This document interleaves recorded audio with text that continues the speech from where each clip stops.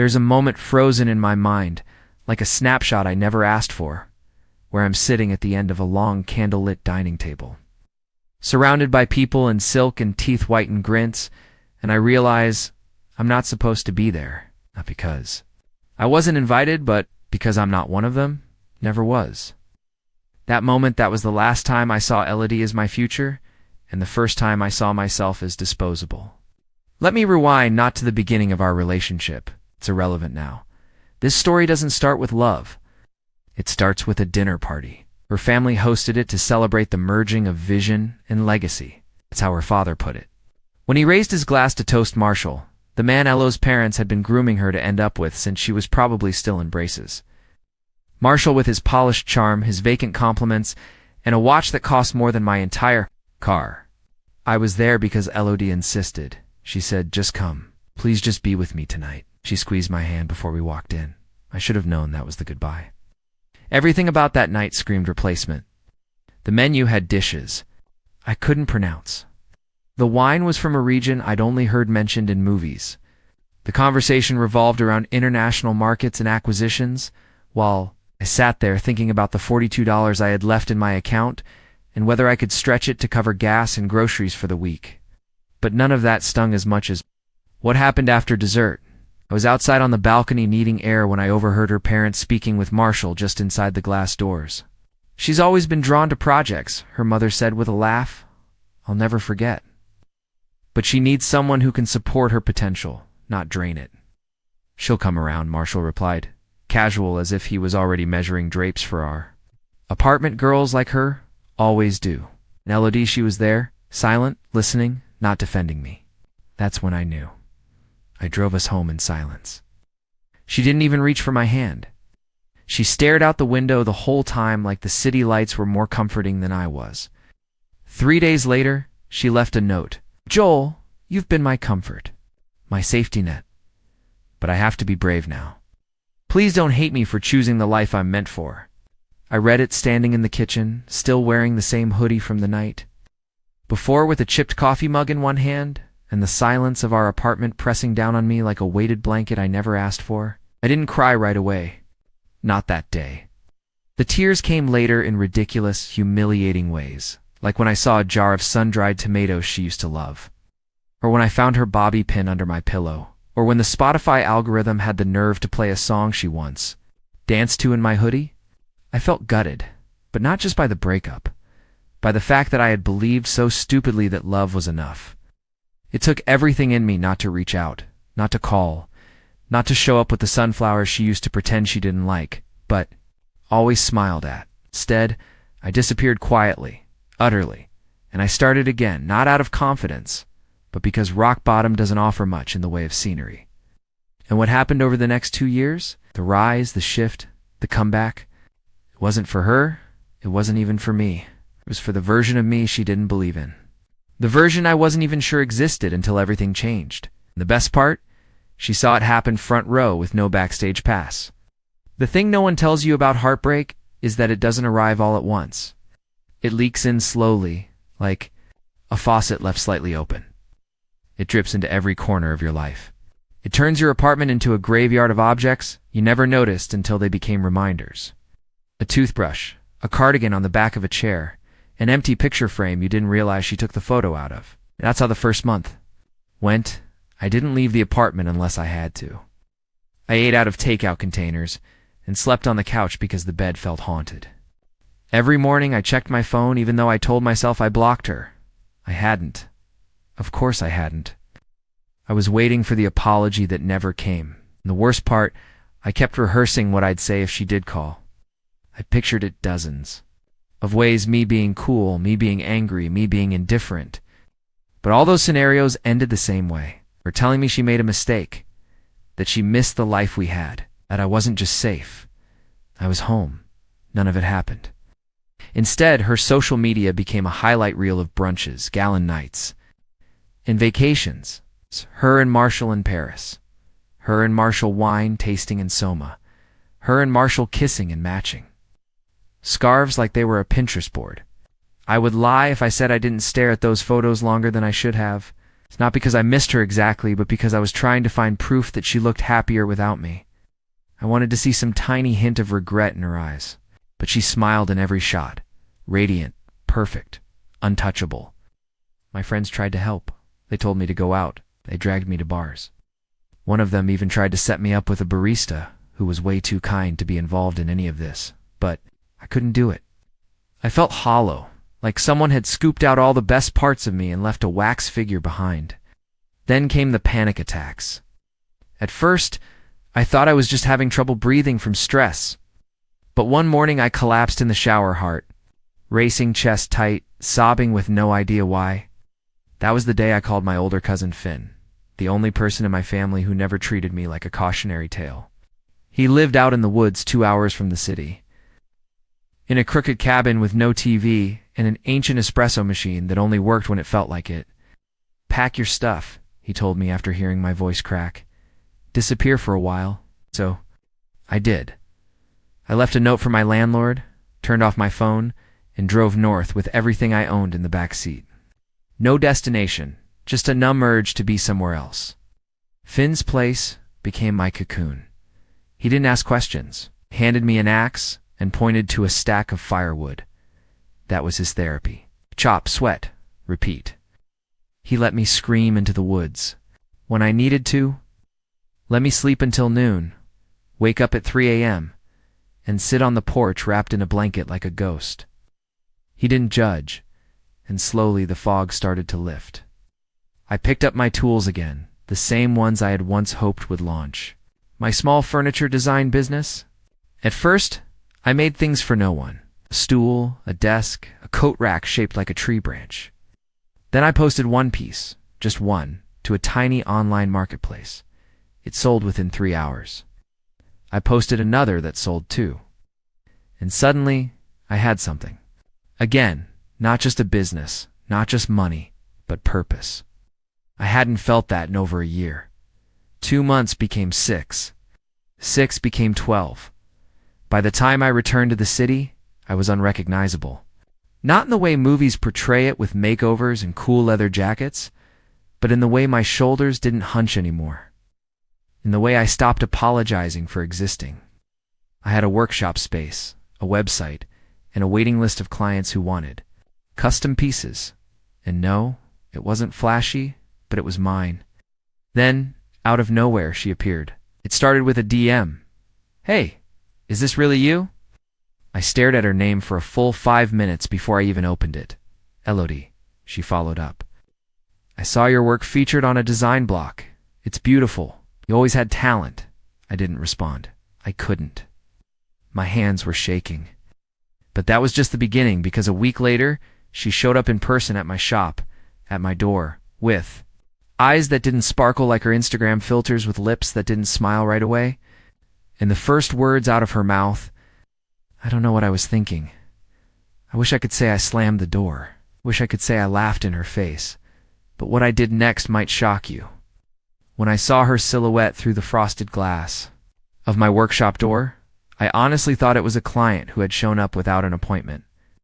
I was busy smoothing the edges of a custom oak console, hands covered in sawdust, earbuds in, sweat on my brow. I barely glanced up as the door opened with a faint chime. Odd. But when I finally looked, really looked, my heart stuttered in a way I hadn't felt in months. It was her, Elodie. Same face, but different. Tired eyes, less makeup, a tension in her shoulders she used to mock in others. She wasn't glowing. She wasn't made up for the cameras. She looked real and lost.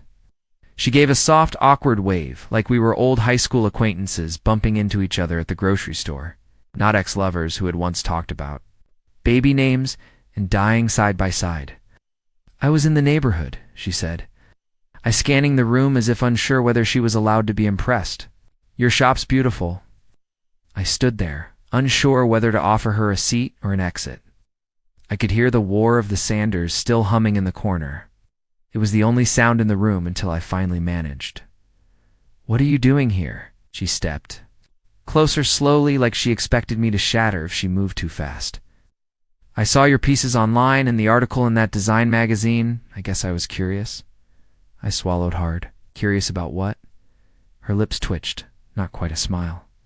About how you're doing. About you.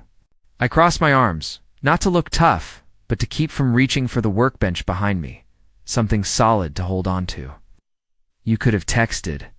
I did, she said. You didn't answer. That's because I didn't know how, I replied honestly. I wasn't sure if I should say thank you or ask why now. She hesitated, and for a second, the sharp version of her peeked through. The version that could cut with just a glance, but it vanished as quickly as it came. Because I've made mistakes, big ones, and I didn't know how to fix them. Oh. But I've thought about you, Joel, more than you know. I didn't respond. I didn't trust myself, too. So she kept going. Marshall, things weren't what I thought they'd be. He was polished. Yes, respected, wealthy, reliable, everything my parents told me I needed. But he was cold, distant. He treated me like a piece of furniture he picked out of a catalog. Something decorative, something expensive, but not something he ever really saw. She sat on the stool near the workbench, the same one I used when carving finer details. I noticed her eyes resting on the framed photo above it. Me and Finn covered in with stain, holding up a sign that said, "First big order shipped." I used to think you were too soft, she said, too idealistic, too romantic. And now I realize that was your strength. You cared. You felt Marshall never.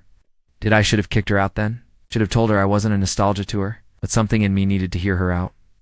Not because I missed her, but because part of me had been frozen since the day she left. This was heat.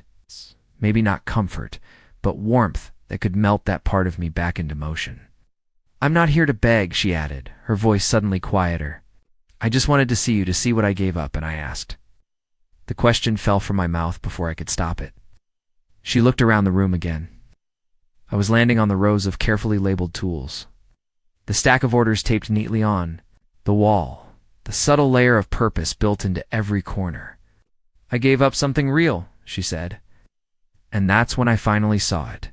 Not just her regret, but her fear. Because she hadn't come to reclaim anything. She came to confirm the thing she was terrified of, that I'd done fine without her. Better. Even and worse, that I was no longer the man who would have dropped everything if she said she still loved me. I could have told her about my new partner, about Ava, whose smile felt like morning light, and who never made me feel like a project, but I didn't. Not yet. Instead, I nodded slowly and said, I hope you find what you're looking for. She looked, like she wanted to say more, maybe even plead, but her pride wouldn't let her. So she stood, brushed off her coat and said, You look happy. I am. She walked out then, into the cold. And I let her go without another word.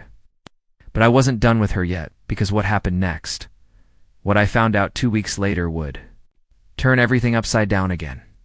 2 weeks after she walked out of my shop, I thought that was the end of it. A quiet, almost cinematic moment of closure. Her facing what she gave up, me watching her leave without chasing, should have ended there. But of course, life never sticks to scripts. It twists, pulls, unravels, and just when you think you're breathing clean air again, it shoves you right back into the smoke. It started with a package. I assumed it was a tool shipment, maybe the custom planer blades I'd ordered a month back. But when I tore the tape off, I found a thin white envelope sitting on top of a stack of bubble wrap. No return address. My name handwritten on the front and pin. I recognized instantly Alad's handwriting. I should have left it sealed. I should have thrown it away. But curiosity has a way of dressing itself up as closure, and I was still soft enough to let it in. Inside was a letter, not an apology, not even a clear message. It read more like a confession that never found its voice. Her words were scattered, emotional, contradictory. She wrote about how she felt numb even in silk sheets in designer apartments. How she envied the simplicity of the life we used to share, the late nights with grilled cheese, the impromptu dance sessions in the kitchen, the stupid arguments about whether or not the cat understood English. But what stopped me cold, froze my hands and made me reread the page twice was the line, "There's something you never knew. Maybe I was never brave enough to tell you." That was it. No follow-up. No explanation. just that single dangling sentence. I stared at it for hours. My mind raced through every possible meaning. Had she cheated on me before she left? Had she wanted to stay and been pressured to leave? Was she pregnant at some point? Did she lie about something deeper? Something that rewired the whole timeline of our relationship? I couldn't let it go, and I couldn't call her. I'd already survived her once. I wasn't about to crawl back into her orbit, but something nodded at me. Something louder than closure. Something uglier than heartbreak. So, I did something I never thought I would. Reached out to someone from her old circle, Rachel. Rachel was one of Alad's cousins. Not close, not particularly warm, but we'd been cordial back then. She once helped us move a couch up 3 flights of stairs and made the kind of sarcastic remarks that made me like her instantly. I found her on Instagram, sent a short message, and told her I just needed to ask something. She agreed to meet me for coffee, more out of curiosity than kindness. We met at a small cafe near the water. She arrived late, sunglasses on, phone in hand, looking exactly like someone used to navigating drama. When I told her about the letter, about the line that haunted me, she sighed and leaned back. "Joel," she said, "I'm not supposed to say anything, but honestly, you deserved better from the start." That wasn't the answer I expected. I waited, letting the silence thicken. She looked around and then said something that hit me like a slap. "Eldie didn't leave you for Marshall. She left because her parents gave her an ultimatum." My pulse kicked up. They told her if she didn't marry someone from their approved list, they'd cut her off. Oh. No inheritance. No. Trust fund, no support. I blinked. She could have told me. Rachel scoffed. "You think she had the spine to defy them?" She's always been torn between who she is and who they tell her to be. She didn't choose Marshall because she loved him. Chose him because they handed her a future and called it security. I sat back, stunned. All this time, I'd been feeding myself the story that I wasn't enough. She had outgrown me, that I was just a placeholder until something better came along. But now, I wasn't so sure, and I didn't know if that made it better or worse. Rachel leaned in before she left. "If you really want to know the full story," she said, "you should talk to someone else, someone closer. Ask her sister, Daphne." I remember Daphne, quiet, observant, always the one on the sidelines watching her family. Spiral in and out of facades. She had once told me at a family barbecue that the best people get trampled in polished homes. I thought she was just being poetic. Now it sounded more like a warning I never heard. That night, I stared at Elad's letter again, reread the final line, and finally understood something. The past wasn't done with me yet, and as much as I hated it, I had to dig. Not for her, for me. Because I needed the truth before I could finally bury the ghost of the woman I once loved. What I uncovered when I met Daphne would leave me speechless. Daphne wasn't easy to find. Alad's younger sister had always kept a low profile. She wasn't the social media type, didn't post brunch selfies, didn't go live from wine tastings or share curated quotes about self-growth. But I remembered she worked at a small, independent bookstore tucked between a record shop and a failing yoga studio on one of the quieter streets near the old part of town. I hadn't been there in years. In fact, I half expected it to be gone. Gentrified into a juice bar or a boutique candle store. But when I pulled up that Tuesday afternoon, it was still there, just as I remembered. Ivy creeping up the brick walls, faded paperbacks in the display window, a wind chime made from rusted spoons swaying over the door. The bell jingled as I stepped inside. The smell of old books hit me first. Warm, comforting, nostalgic. The kind of scent that slows time. Daphne was behind the counter, sorting a stack of hardcovers, her glasses perched halfway down her nose. She looked up and for a moment she just stared. Then she quietly said, "I wondered when you'd show up. That startled me, you did." She nodded. "You're the only person who never asked questions when they mattered. I figured eventually you'd realize the silence was louder than you thought." I hadn't even spoken yet, and somehow I already felt small again, like I was late to a truth everyone else already knew. I cleared my throat. "Do you have a few minutes?" Daphne gave a subtle nod, walked out from behind the counter, and motioned toward the back. We sat in a cramped corner room surrounded by floor-to-ceiling shelves. Dust floated in the sunlight like forgotten memories. She offered me tea. I declined. My hands were already shaking and I didn't need anything to spill. I didn't bother with small talk. I pulled out the letter. She sent this. I said, "There's a line in it that's been driving me insane. There's something you never knew, and I was never brave enough to tell you. Do you know what she meant?" Daphne looked down at the envelope, then back at me. Her eyes, always sharper than Elod's, softened. She leaned forward, elbows on her knees as if steadying herself.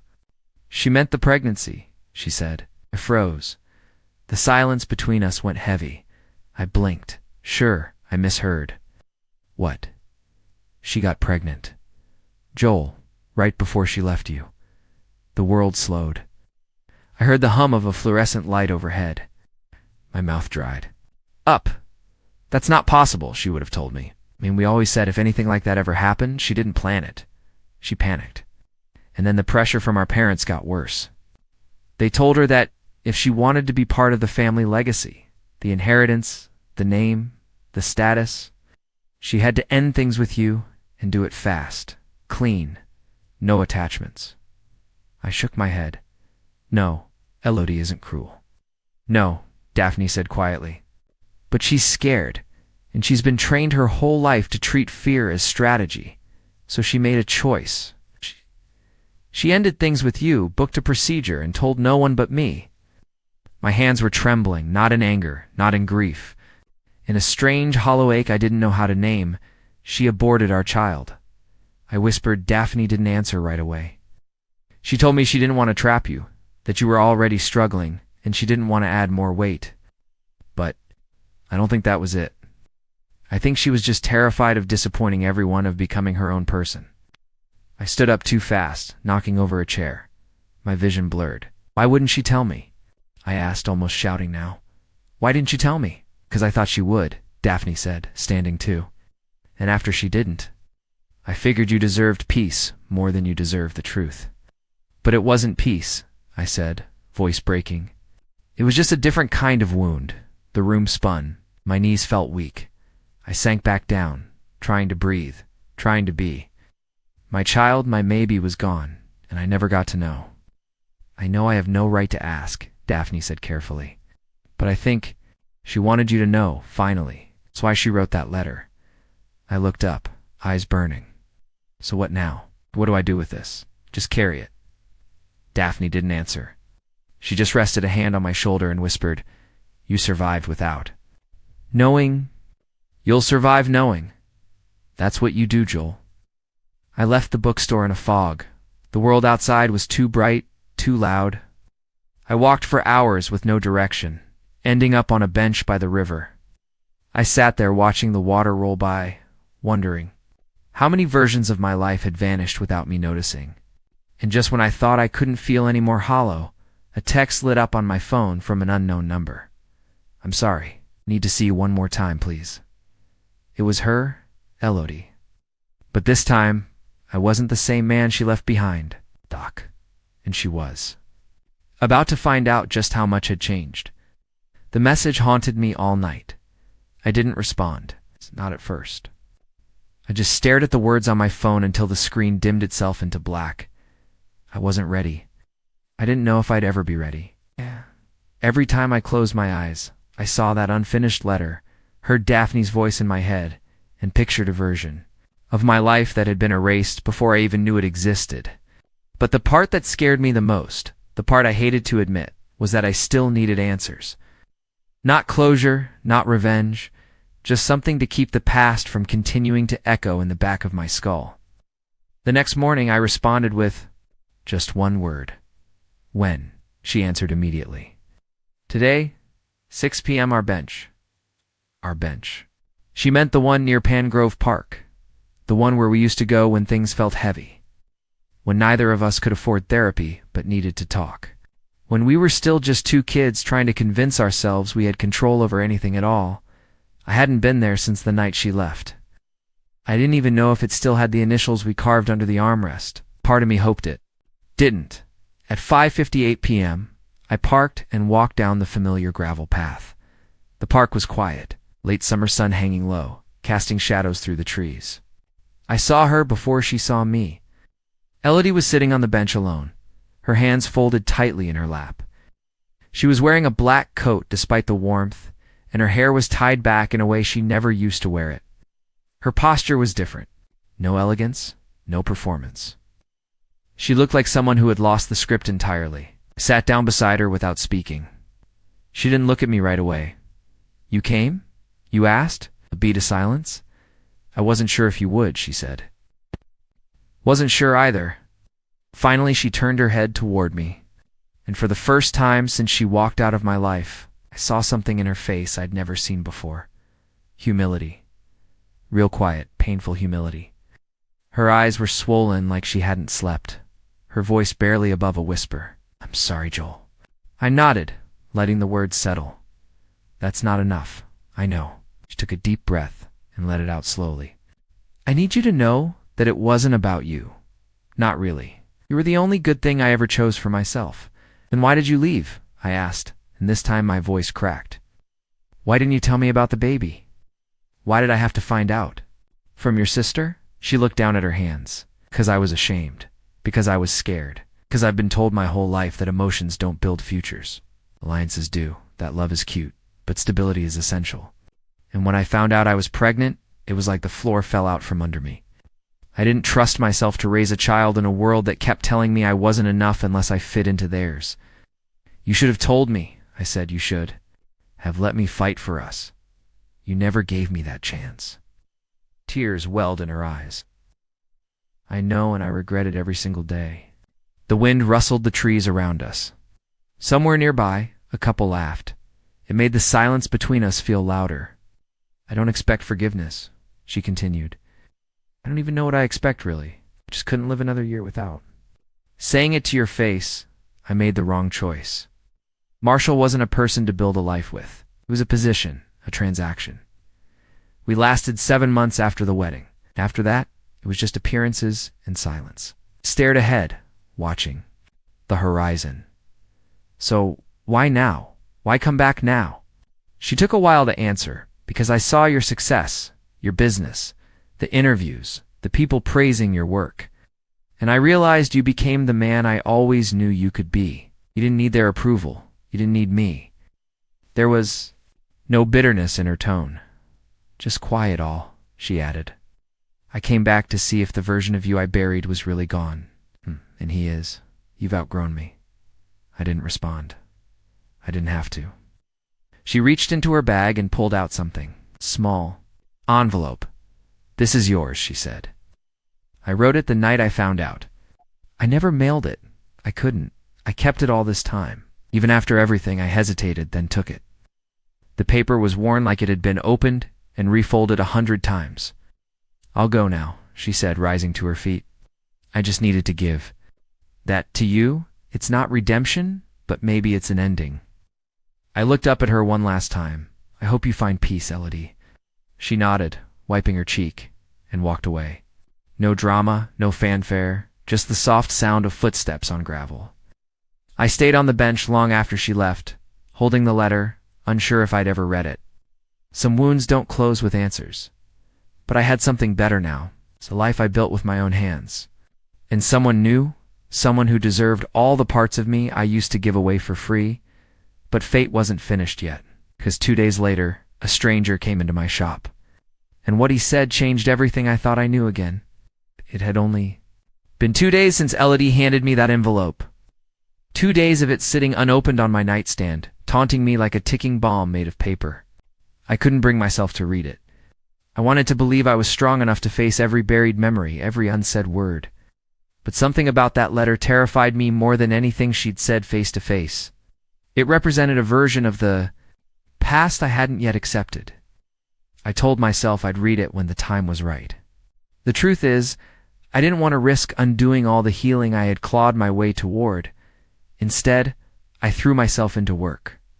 That morning, I was in the back of the workshop finishing a walnut coffee table for a client who wanted something with character. I was smoothing out the edges, headphones in, covered in wood shavings, when I heard the front bell ring. Normally, I'd ignore it until I was done, but something made me pause. The bell chimed again, louder this time, impatient, sharp. I stepped out into the storefront, brushing the dust off my apron, expecting a walk-in customer. Maybe a couple, looking for a custom piece, or someone wanting to commission something off a Pinterest board. But instead, it was one man, mid-50s, tall, expensive wool coat. Despite the warm day, a face you'd describe as distinguished if you liked him, or calculated if you didn't. He didn't smile when I approached. He just stared at me for a beat, like he was scanning a file in his head and comparing it to the real thing. "Can I help you?" I asked, already uneasy. "You're Joel Worth," he said flatly. I nodded. "That's me." He looked around the shop, his eyes landing on the framed article about my first gallery exhibit, then drifting to the shelves of completed orders and the sketches pinned to the wall. "You've built quite the name for yourself," he said. "Thanks," I replied slowly, still unsure who he was or why he was there. He stepped forward and extended a hand. "Walter Dean, Marshall's father." The words hit like a slap. For a second, I actually laughed because it felt so absurd. But when I didn't shake his hand, he let it drop and continued unfazed. "I didn't come here to cause trouble," he said. "I came because I need you to understand something about my son." "I don't think I need anything from you," I said. "Or from anyone in your family?" He ignored that. "My son is not well. He's never been well. What he did to Elodie, what he's done to every woman who's ever gotten close to him, it's not just manipulation. It's pathology." "I'm not interested in family drama," I said, already turning away. "Whatever happened between them is their business." He raised his voice, sharp but not angry. "You don't know what he did to her after she left you, do you?" I stopped. He stepped closer, isolated her, tracked her phone, cut her off from friends, even family. "She thought she was escaping pressure from your relationship, but she ran straight into a prison. The version of Elodie you knew, the version who danced barefoot in the kitchen. That girl died in Marshall's house." I turned around, my throat tightening. "Why are you telling me this?" He sighed and pulled a folded paper from his coat pocket. "Because she's trying to rebuild her life now, and I'm trying to clean up my son's messes before they get worse. I read the letter she wrote you." I told her to send it. I told her to tell you everything. That made my blood run cold. "You've read her letter?" I asked, stunned. "How?" "She came to me after she left Marshall," he said. "I'm not proud of what my family did to her, not proud of how we treated you, but she didn't leave you because you weren't enough. She left you because we made her believe. She didn't deserve to be with someone who was." I didn't speak. I couldn't. I felt like the ground had shifted under me again. He handed me the paper, read the letter, then decide if you want to shut the door forever, but don't do it based on what you think happened. Do it based on the truth. And with that, he turned and walked out, leaving behind the faint sin of cologne. In a storm of confusion, I stood there for a long time, holding both the envelope Elodie had given me and the folded sheet Walter handed me. My hand shook as I finally opened hers. Inside was a letter that shattered every version of the past I had been clinging to. She wrote about the fear. Yes, the pressure. The pregnancy. But more than that, she wrote about loving me in a way that scared her, loving me in a way that felt unsafe. Not because I ever heard her, but because I saw her, the real her, not the curated one her parents shaped, not the trophy Marshall paraded, just Elodie. "I wish I had fought for us," she wrote. "But I didn't know how to fight back then. I only knew how to obey. And you deserved more than a woman still learning how to be brave." I folded the letter slowly like it was a living thing I needed to protect. And just when I thought I'd reached the end of this story, that I'd heard everything there was to hear, a voice behind me said, "She told me you might still be here." I turned, and there, standing in the doorway, was Ava. And the look in her eyes told me she had read the letter, too. There are moments that feel like crossroads, but they don't come with signs or dramatic music. They come quietly, like Ava standing in the doorway of my shop, holding that letter, not in anger, not in judgment, but with something far more unsettling. Calm, understanding.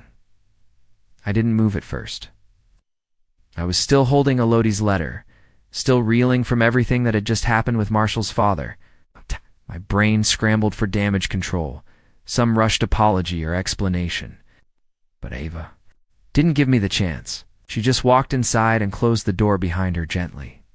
"I read it," she said, holding up the other letter, the one Walter Dean had handed me. "He gave it to me before I came in. Said you might need someone to remind you who you are." Her voice was steady, but her eyes were tired. Not of me, but of wondering whether I'd still be hers after all this. "I'm not mad," she added.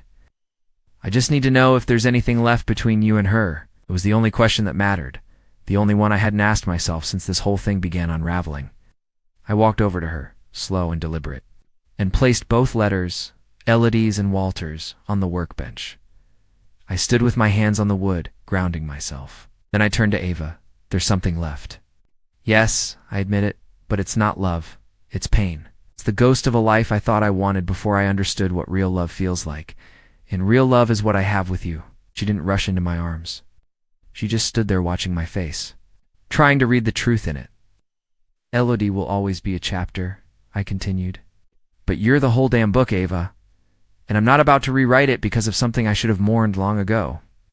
A slow exhale left her lungs, and for the first time in days, I saw her shoulders relax. Ow. She crossed the room and reached for my hand, lacing her fingers with mine. "Then let's build our life," she said. "Not one made of what-ifs, one made of choice." I kissed her forehead, and something inside me, some old lingering shame, finally let go. Things settled like fresh snow. I returned the letters to a box in the back of my closet, not to forget them, but to accept them. My past wasn't something to erase. It was the scaffolding that got me here. Here was pretty damn good. Ava and I moved in together that fall. She painted the walls while I built our furniture from scratch. Every table, every shelf, every stool in our home was made by hand. Not just by me, but by us together. She insisted on helping even when she didn't know how. Said she wanted to put her fingerprints into the wood so the future we were building felt like hers too. A few months later, I got a letter in the mail. No return address, just a single sentence written on the inside of a folded card. "I'm happy for you. I really am.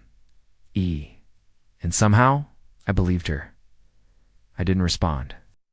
I didn't need to, because for the first time in years, I wasn't looking back anymore. I had a woman who saw me, who stayed, a business that mattered, a home full of warmth,